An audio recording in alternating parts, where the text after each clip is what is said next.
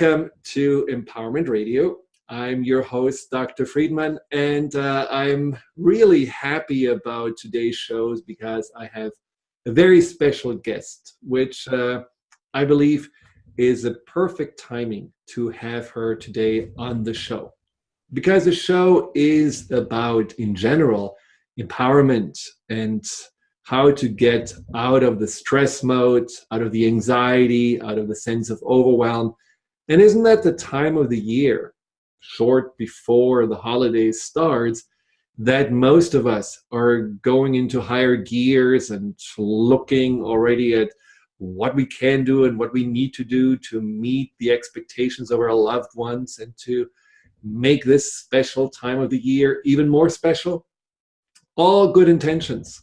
But what often happens is that we are just pushing ourselves too hard and we are focusing so much on the to-do lists and staying busy and often ending up being overwhelmed that we are losing and forgetting something very important, which I learned that lesson when I was in my 20s. When I was in my 20s, I remember the first day I came home from a residency in cardiology, and I literally lay down on the floor, stretched out, and barely was able to breathe. I was so exhausted, so stressed, so overwhelmed. There were so many new impressions and expectations and so much just fear of failure running through my system that I really didn't know what to do with it. So, of course, I went the next day, and lo and behold, it got better and I got more used to it and I became more confident and all those things went well.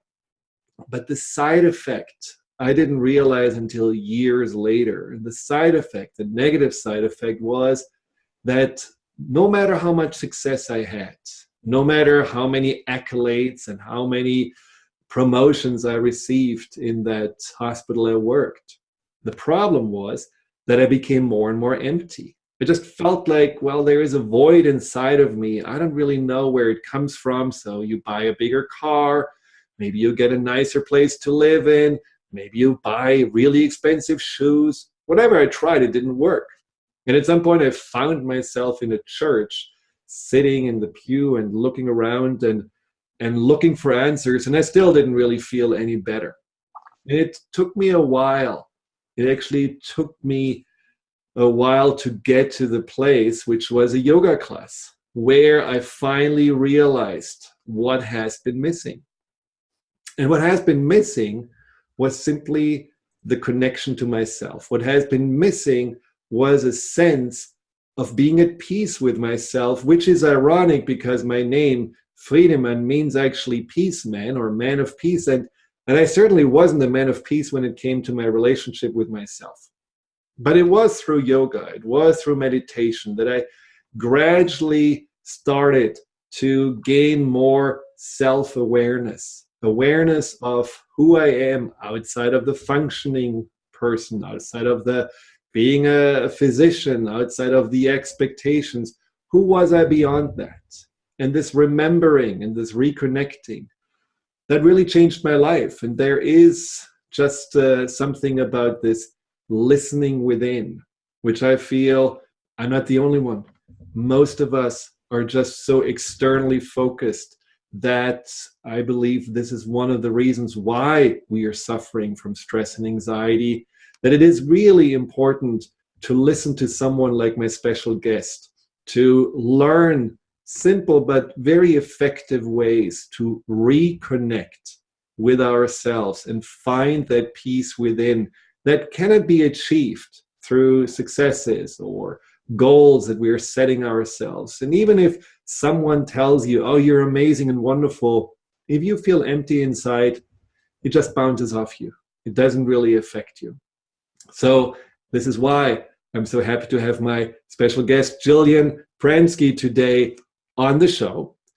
And she is a yoga teacher and yoga therapist and has just published a wonderful book, which is called Deep Listening, a healing practice to calm your body, clear your mind, and open your heart. So welcome, Jillian, to Empowerment Radio. Thank you for taking the time. Thank you. Thank you for having me. Well, Jillian, like, many of the teachers that are teaching people to find themselves and overcome their daily challenges, you didn't necessarily in your teenage years think about, oh, I'm going to become a yoga teacher and I'm going to write a book and I'm going to go all into mindfulness. So how did you get there? And how was your life unfolding and shifting to get you to the place where you're right now? Well, I'll start by saying, hearing the fullness of your story, I can see how much of our stories are similar in that I was very driven, like many people from a young age. I was encouraged to go out into the world and get better at whatever skill was, right available to me, to be successful, to do more. And so that's what I did. It was easy for me. I was born with a lot of enthusiasm and a strong body and a willful mind. And it was easy for me to conquer whatever goals were in front of me. And I liked it because it felt like success and it felt like accomplishment. But that soon revealed itself. I guess I left college and I started a career in publishing. I had spent many years sort of dreaming about and thinking about having this career in media. And some events happened where I found myself too in a yoga class. I was exhausted. I was tired. I had an emotionally challenging situation. And I walked past a yoga class and something pulled me inside. From that class, from that single 2-hour experience and that last final relaxation where I wound up like a puddle on the floor, was this first moment where I even said, why? Not only why am I exhausted, because of course there was why, but that felt obvious. I'm exhausted. I could list the reasons why I was exhausted, but I couldn't list the reasons why. I wasn't really clear why I was doing everything and experiencing everything that was exhausting me. And I didn't really even know there was a choice. And I thought I was doing what I love to do, working, getting ahead, being in the corporate world. So in this first yoga class, when I relaxed really deeply, I began to realize that I had been ignoring ignoring listening to myself. And that's really was the beginning of my path. And did you feel afterwards that, said, I don't really why I was doing it. Did you realize why you were doing it? Did you realize, for me, it was certainly and I sometimes tell the listeners about my story of my childhood. There were some beliefs about having to achieve something in order to be loved and appreciated. So there was a limiting belief that got me going and got me to set the bars higher and higher. What about you? I think we're twins. I had a lot of opportunity for introspection and for journaling, and layer by layer, as I uncovered sort of the quieter voices and the quieter pulls inside, it became really clear and really easy to see that, yes, I liked being successful. I liked using my creativity. I liked having goals, but why I was doing what I was doing definitely came from a place of needing external accolades and external acceptance. And I needed to feel that I was of value to others. And that became very clear to me. And then the path really became, well, how do I nourish myself in that way? How do I find that sense of acceptance and accolades and nourishment from inside and not need it so much from the outside reflection? And then what I decided to do with my life naturally began to change once I felt sort of more cared for by myself. Well, that creates a great sense of independence as well, because it gives you a sense of no longer needing necessarily to get approval or fitting in. And so this is, I believe, a very freeing experience when you get there. But Does it happen overnight, or does it take some time? It still takes time. It's really my life's journey. And, I think we're all born looking for external feedback and looking for that acceptance. And it doesn't make us, wrong or bad or even unnatural to sort of want that reflection from outside in. But if we're looking for that alone, then we're always going to be acting out of a place of deficit or need, and rather than from this place of wholeness and wellness. Now, if you have any questions for Jillian or me, call 888-418-6890. That's 888-418-6890. Or you type in your question in the instant messenger board on Transformation Talk Radio. Now, Jillian, what is a yoga therapist? Today, right now, the way a certification for yoga therapy exists is there's a governing board called the International Association of Yoga Therapists, and they provide guidelines for yoga teachers to grow in training and experience in working with people who need yoga for deeper states of healing, whether it's physical or emotional. It's often used when there's an injury or an illness, or it allows us more education and expertise in adapting yoga practices for all of us who wouldn't be candidates for going to a yoga class or moving in their body in a way that we think of sort of a traditional yoga practice might be. So you work also with people that have emotional challenges, not only physical challenges. Yes, and I have rarely ever met anyone that doesn't have some underlying anxiety, even if it's just a little bit. I completely agree. Now, why do you think that is? Why do you see anxiety so prevalent in your clientele and probably also, just in your normal world? I think we're wired to be anxious, and that's not always a bad thing. We're wired to be on guard. We're wired to protect ourselves. We're wired to be a surviving species.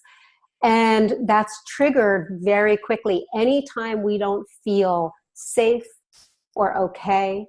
But what the latest neurology shows us and the latest research shows us is that we trigger this brilliantly designed protection system, not only when we have to jump out of the way of an oncoming car or run from a predator, but we trigger this system when we feel insulted or when we feel left out, when we feel separate or when we feel unloved.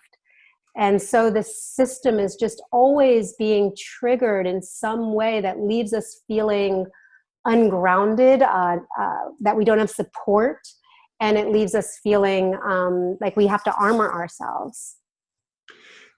Grounded and ungrounded. This is a key word I want to talk with you after the break, because I believe so many people that do feel anxious and stressed, they're longing for something to hold on to, but they don't really know how to do this, how to go back into the ground, into the earth, and feel more rooted and stable. So I'm thinking that you have probably a few tips to share on how to do that. So right after we come back with Jillian, we will talk about that. Welcome back to Empowerment Radio.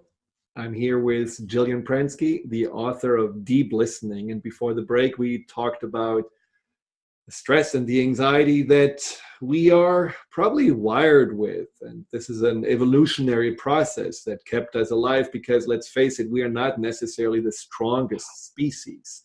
We are not having the ones with we're not the ones with the long teeth or the incredible muscles. So we had to be on guard since we were living in caves. And somehow, through all these hundreds of thousands of years, we haven't really completely grown beyond it. So this is why, not combating anxiety, you know that I definitely am a friend of anxiety because I believe it's an emotion that we have to pay attention to and not just ignore. But there are ways also to not just react into stress and anxiety, but do something to avoid, to get triggered. And and groundedness, being grounded and staying grounded, especially if your life seems to, like Jillian says, zip around. We all zippers, as she calls them, is really something that a lot of people are asking me in my practice, but it's not so easy for people to really understand and learn to do in themselves. So, Jillian, what are your tips on staying grounded? How would you suggest people to get to that place? And what does it mean in the first place? Yeah, so that's a really good question. What does grounded mean? A lot of people think of it as a state of mind, or I'm going to be centered and focused. And before our break, you used the language that many people have this feeling they want something to hold on to. And grounded is different than holding on to something or grabbing for support. Being grounded is allowing literally the ground to hold us, allowing ourselves to be aware of the fact that there is support under our body, that there is support around us. So, for instance, when I'm really stressed and tensed, when I'm busy, as the holidays come, my whole family will be here for the Thanksgiving holidays.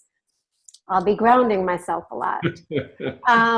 But what I mean by grounding is pausing and remembering what's under our body. So when I'm not remembering that, my shoulders are in my ear, I'm holding on, I'm gripping, I'm focused in my head, I'm running through like a life in the day, like a tight little ball. And as soon as I pause and remember there's a support under me, I drop into the awareness of what's under my body, what's under my feet, or am I sitting down, what's under my seat and my feet.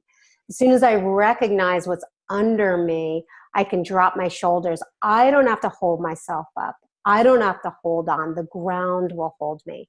I do that all in 1 or 2 breaths, 3 breaths, drop into the ground. Because when we remember that the ground is holding us up, we can drop the tension that limits the flow of our breath.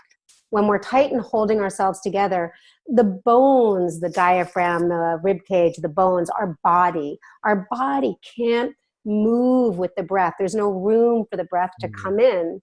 The nervous system is going to stay triggered. So as we remember the support underneath us, as we remember the ground, we drop our tension, we allow the breath to come in, and naturally it starts to send a message to our brain and to our body. We're a little more safe and we can be calm and trust the ground. And I do that sometimes in 3 breaths, and sometimes it takes me my 20 to 30 minute practice. Now you mentioned trust, because I think that is exactly what a lot of people with anxiety are missing, the trust. So is trust something that, when you think about the ground, that you just basically see just as the gravity holding you, or does it go into an even more spiritual sense for you? Well, I literally practice relating to, having a relationship with support. So trust becomes based on the fact that I begin to acknowledge the reality of that there is something solid underneath me. Mm-hmm. But just because there's something solid underneath me, or many of us, doesn't mean we're able to relax into it. Right. So this idea of trust and allowing is a process. But first, it's tangible. Sometimes it's like the way we teach our toddlers, or the way we teach our very, very young students in school, is the very first step of learning is touching and feeling and relating to something that's actually manifested before we start to be cerebral about it or contemplative about it. So literally a tactile experience, actually feeling our feet, maybe stamping our feet on the ground, maybe feeling our seat on the earth, feeling our outline of our body on the ground. Once we begin to have a physical, tactile relationship with the support, and then we start to take deep breaths, then it does become a very spiritual practice. You can't help but feel your partnership with earth and breath. You can't help but begin to understand that you are not here alone. You know, I love to say to my students when they're in a yoga pose, I remind them to go back to their relationship with the ground and the breath. And I remind them, you know, don't do this pose alone.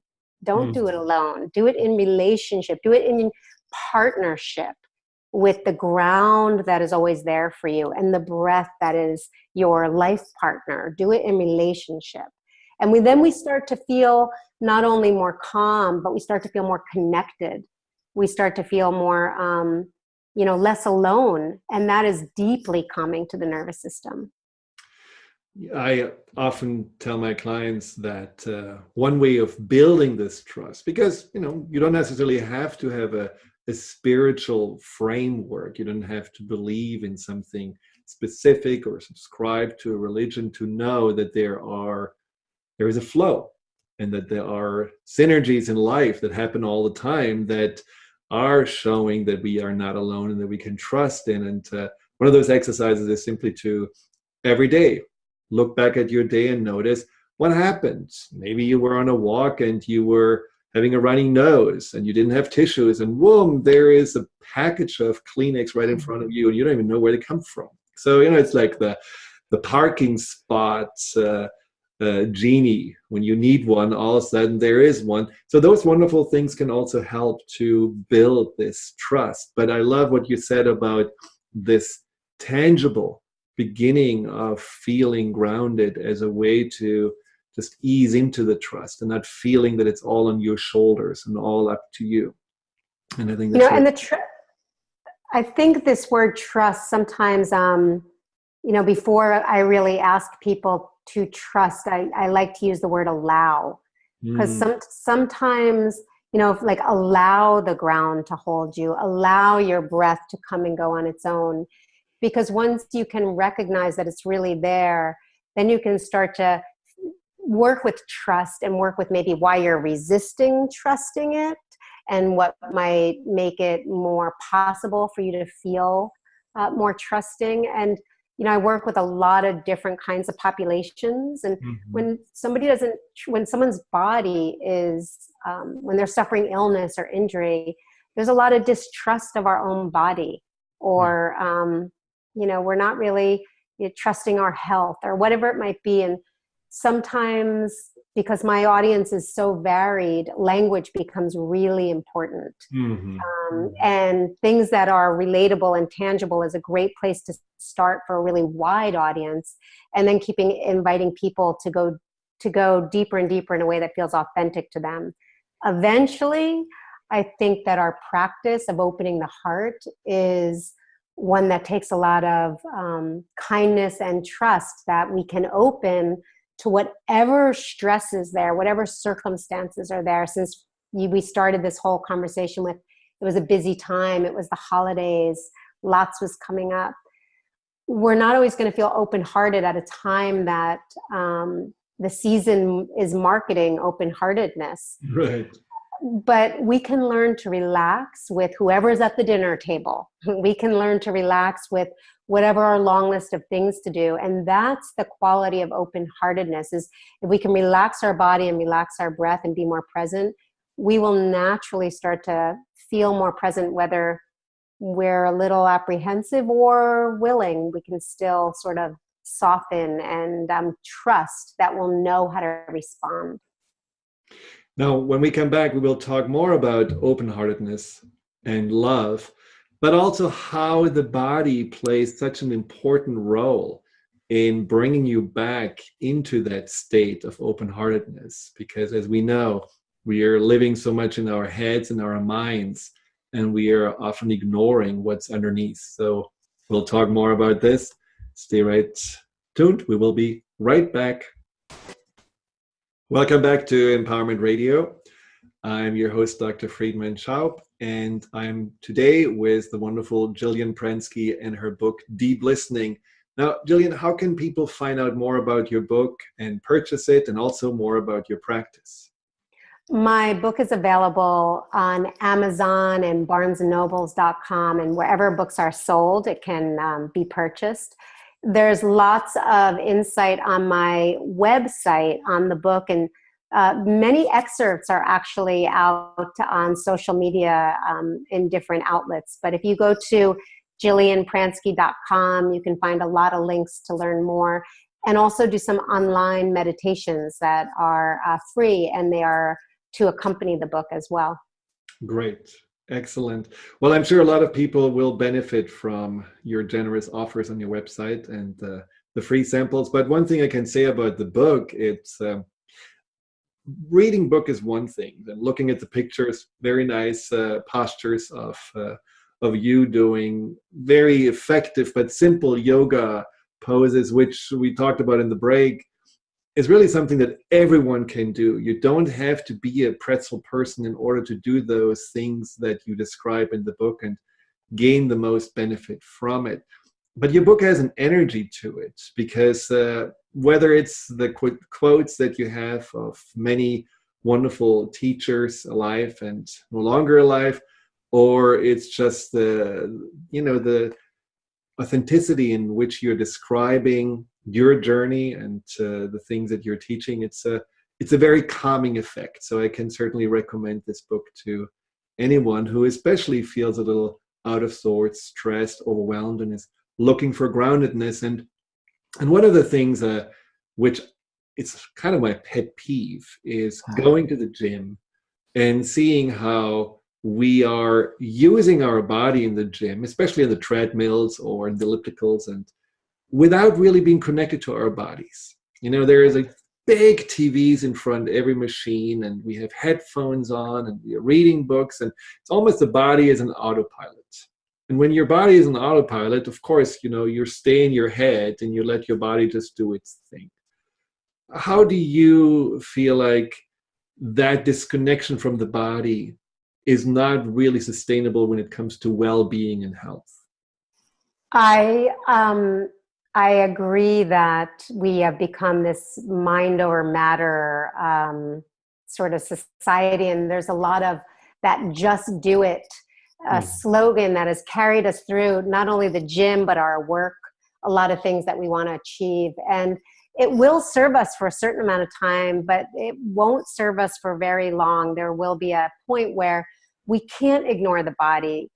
A lot of times people find that out after they've ignored it for too long. They get injured, they get ill, they wind up with what feels like a nervous breakdown, but might really just be a complete disconnect and just a inability to feel part of themselves. And it spurs us on this path back to be at home in our body. I was an athlete as a young person. I was a collegiate soccer player. And because I have a strong body and I have a strong mind, it was easy for me to set goals, not only in work, but athletically. And for instance, I think about 24, maybe a little 23, 24, and I ran a 5K race or a 5-mile race. And it was so much fun. There was a lot of celebration and a lot of accolades. And a lot of people high-fiving you and coaching you on, and nothing feels better than to be cheered. And it was so inspiring. I wanted to run more. So someone said to me, you should run the marathon. Well, in May, I ran 5 miles, and that following November, I ran 26 miles for a marathon. Why? Because I was able to imagine it, think it, do it, and tell my body what to do. And I crossed the finish line elated and happy and high-fiving everybody and taking all the cheers that would come my way. But what happened is I became sick for a year after that. My body was so depleted and was so ignored by my mind. I demanded my body to do something, and yes, of course, it could do it. But afterwards, it decided it was going to tell me that it didn't want to be ignored anymore. I wound up with a year of chronic fatigue. I had all sorts of ways that I was no longer able to feel strong and energized. And it was a really difficult year. I didn't feel myself in ways that were scary. However, it forced me to come back into my body and to reconnect in a way that I realized I was not co-creating my movement. I was not co-creating. I was not listening, and I was using my body instead of being in partnership with my body. So were you mad at your body when it got ill? I don't know that I would have described it as being angry at my body, but I'm sure something like that was there. I'm sure I was really disappointed. I was confused. I felt let down. And and then I just wanted it to get better, just like get better rather than. Exactly, rather than attending to it and having. Exactly, attending. And I love that this happened to me because I learned how to attend to myself through this particular incident and a couple of other really huge debilitating incidents in my life where I had to learn how to show up for myself in a way that I wasn't taught, in a way that none of us are taught. We're taught to ignore our body and get things done. Right. And I was able to really learn how to care for myself, which took a lot of training and a lot of practice and a lot of rewiring. But once I did, I had a whole new me available and so much more respect and love and appreciation for my body. It's very interesting because my relationship to my body certainly changed also because in medical school, you only focus on what can go wrong with the body. And so you're always a little suspicious about how fallible and breakable it is. So I learned through research, which I also did for quite some time, how amazing and how miraculous things happen every day in our body that we still don't really understand. But I think the biggest shift was through my wife, who I ran with and I'm still running with, but she continued to tell me, isn't it amazing? We are just getting up in the morning, we barely are awake, and we tell our body, let's run. And the body just does it. And I thought, this is really kind of amazing how the body just follows. And it reminded me of our horses, because the horses are the same way. You just put a saddle on and say, okay, off we go. And they just say, okay, you want to ride? Let's do it. And that is something that I just feel like our body is so amazingly forgiving and supportive, because pretty much no matter what we ask it to do, flying across the world, sitting 8 hours in a chair, going to the treadmill, it just complies. So when you're seeing your body in such a way as an amazingly faithful friend, it deserves a little attention. It deserves a little support. And you learn to love your body this way. I also believe that you do want to give back a little bit and not just abuse it and take it for granted. I think it brings us, if I may, into that conversation of open-heartedness, because I have found that when my body is utilitarian or working habitually or working mechanically, robotically, when it's doing what it's told, I can't feel the emotional quality in my body. I can't feel the experience of what I'm receiving or interacting with. When my body's doing stuff, it's not being receptive. And when I began to develop that deeper relationship, and also when I began to identify the way I hold tension and resist my breath or resist support, when I stopped taking advantage of my body and started caring for it and allowing it to be cared for by the ground and the breath, I not only could understand the sort of somatic experience, the emotional qualities that my body holds, but I could touch into the language of my heart, the voice of my heart, the feeling of my heart, the longing of my heart with a much more of a direct and immediate and appreciative contact that is not available when I'm just telling my body what to do. It's sort of just machinery working underneath me. Well, that brings us, of course, to how do we connect to our body? How do we create a sense of, companionship or a sense of friendship? Are there exercises you can suggest? And also, when you talk about the breath, which seems to be such an integral part, you mentioned before breath and anxiety. What can we do to use the body and the breath to just release some of this anxiety? Is there a specific breath you're suggesting? We'll talk more about this after the break. All right, we're on break.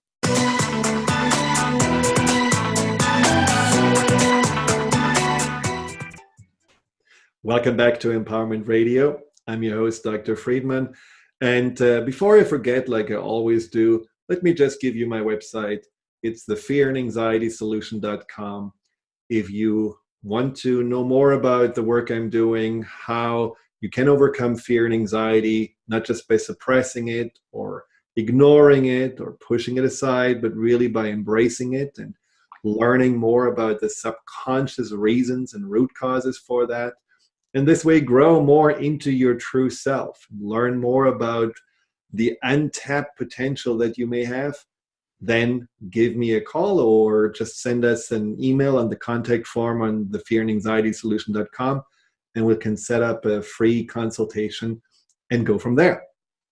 Back to my wonderful guest, Jillian Pransky. We just talked about the body and the importance of the body and how to reconnect to it. And tell us a little bit more about, what you would suggest. And by the way, one thing I really loved about your book that you said, it's not important to do an hour of practice every day, because for many, this is not doable. This feels too overwhelming. This feels just like, okay, I do either once a week or never again. And so you say just little, do something little every day. I'm not sure exactly how you phrased it, but it was a very nice way of saying it's enough if you just do a little bit constantly versus once a week, everything. Yeah, actually, I learned this terse statement from a woman in French. She translated for me. It's apparently a French saying, and in English, the terse statement is a little plus often equals a lot. And I love that. I live by that, because not only are my students always telling me, I can only make it to class once a week, or do I have to practice for 2 hours? But my own life keeps me down to sometimes 5, 10, 20 minutes a day. But I do practice every day, whether it's 5 minutes in the morning or an hour in the morning, but I practice a little all day long. I stop several times a day for 3 breaths. And if I start my day with a 5-minute practice, or if I have a chance an hour practice, but I'm okay with 5 minutes. If I start my day with 5 minutes, it reminds me to pause throughout the day and take those 3 breaths. Everybody has time for 3 single breaths, which I'll even share something with you in a little bit on that, and exercise. I set my phone alarm on my iPhone for every 2 hours when I'm really busy. The busier I am, the more I remind myself to pause and take 3 breaths. But it's that 5-minute practice in the morning that really sets me up for the day. And I think that more of us have 5 minutes than we realize. Now, many people are unfortunately feeling very uncomfortable with that practice, for example, of listening, stopping, breathing, listening to your body, because the mind starts racing, the mind starts shouting, and it just feels so, unpleasant that you just don't want to do it. So what is it that you can recommend that people can do to not get discouraged? Because it's normal. It's normal that we hear our mind more or feel our body more when we are stopping, because there are a lot of things we may have not attended to. One of my teachers said this is like house cleaning. The dust flies at the beginning the most when you haven't cleaned it for a while. But what would you suggest when this comes to deep listening or going inside, that you actually enjoy it, and don't feel like, ugh, this is a painful exercise. I don't like what I hear. I don't like what I feel. Let's distract ourselves again. Yeah. Well, for starters, I think it is important to recognize that most people don't like what they hear and don't like what they feel. And all of us have thoughts that we feel crazy about and wouldn't dare tell anybody else was going through our mind. And that's the norm rather than not the norm. So I think learning that that's the norm is really important and helpful. Right. And then doing practices, like I'll lead you through something right now, actually, if that's okay with you. Great. So this one's really simple, and it's a way to not over-focus on your mind, but to get right into your muscles and your body. And it's going to be just what I'd call squeeze and release, a progressive relaxation. So we can begin by making very, very, very gentle fists, by bringing our fingers into our palms, by squeezing our fists. Our hands can be down by our side body, and then squeeze your whole arm. Let your shoulders shrug up as you inhale, and exhale, drop that completely. Let your hands release. We'll do that one more time. Bring the hands into a gentle fist, squeeze the muscles of the arms, let the shoulders shrug up. Big inhale, and exhale, big exhale. Drop the shoulders. And then we can do that of our seat and of our legs. So on an inhale, you'd squeeze your seat, your thighs, maybe even your lower legs. And on the exhale, you'd release that all, dropping into the support underneath you. And again, inhale, squeeze the seat, the thighs, the legs. Big exhale out your mouth if you'd like, and drop into the support under your body. And then you could consciously release your jaw. Take a big breath. And then exhale out the mouth with the jaw open.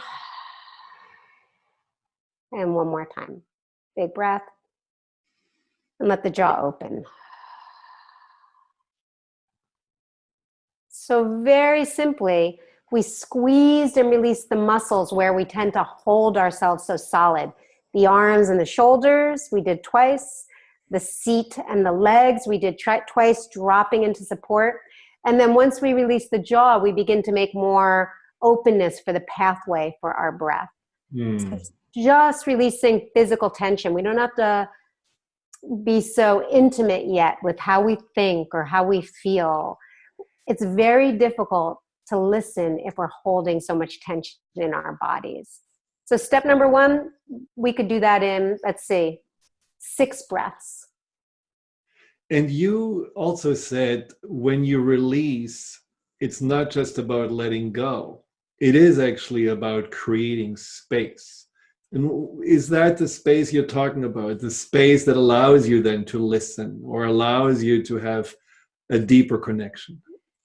A space that allows us to be present with whatever's there rather than avoid it or reject it or ignore it or try to throw it out and get rid of it, or rather than exaggerate it or exacerbate it or make it bigger than it is. Well, either of those two things make it bigger than it is. Mm-hmm. So we're learning to be in that space with that full spectrum of experience, whether it's a feeling of anxiety or whether it's a feeling of euphoria or bliss, anywhere in between those two spaces, we're trying not to ignore or avoid or exaggerate or exacerbate, but make space so that it can be there, it can rise and fall, and we aren't as controlled by it.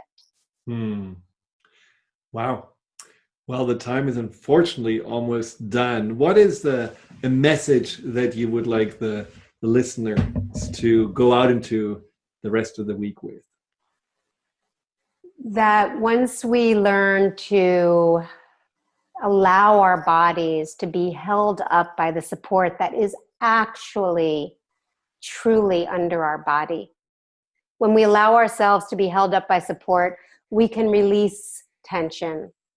Our breath will flow more fully, and it is possible to be more relaxed than we think we can be with the events of our life, with our stress, with our joy, with anything we come into contact with. It is possible to feel our breath and be relaxed with whatever we come into contact with.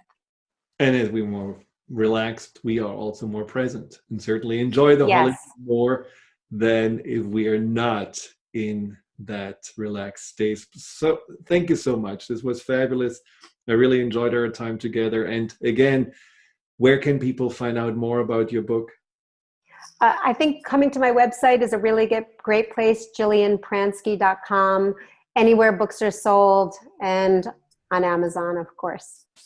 I'm already feeling so much more relaxed, not only because of our conversation, but also with this little exercise we did. So you can imagine if you are reading this book and going through the exercise just a little bit every day, you will be more centered and you will feel more at peace. Thank you so much for tuning in, and we will be back in 2 weeks. Until then, stay calm, stay relaxed, and stay empowered. Goodbye.